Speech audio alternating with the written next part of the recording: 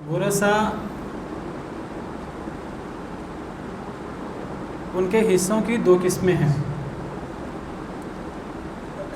بعض ورثہ کا حصہ فرضی ہوتا ہے اور بعض ورثہ کا حصہ عصبی ہوتا ہے۔ یہ بڑی بنیادی تقسیم ہے اور اس کو سمجھنا بہت ضروری ہے اسلام کے تقسیم وراثت کے اصول کو سمجھنے کے لیے۔ یا فرضی حصہ ہوگا یا عصبی حصہ ہوگا۔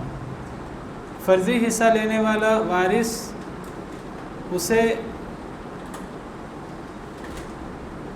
ذو فرض کہیں گے، فرضی حصے والا، اس کی جمع اصحاب الفرائض، فرضی حصوں والے۔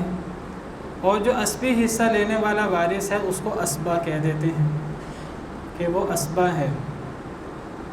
کسی بھی وارث کے بارے میں سب سے پہلے یہ سمجھنا ضروری ہے کہ اس کا حصہ فرضی ہے یا عصبی، اور فرضی اور عصبی کی ان میں جو درمیان جو بڑا واضح فرق ہے دونوں کے درمیان، وہ بڑا آسان ہے کہ جس کا حصہ مقرر ہو، نصف، چوتھا، چھٹا، آٹھواں، ایک تہائی، دو تہائی، کل جائیداد میں سے جس کا حصہ طے ہے تو یہ فرضی حصہ ہے، اور جس کا حصہ طے نہ کیا گیا ہو، جس کو کوئی حصہ طے کیے بغیر ہی وارث بنا دیا گیا ہو، تو اس کے حصے کو عصبی حصہ کہتے ہیں۔ قرآن کریم میں زیادہ تر فرضی حصے بیان ہوئے ہیں، اگرچہ قرآن کریم میں بعض عصبی حصوں کی طرف بھی رہنمائی کی گئی ہے، اشارے کیے گئے ہیں۔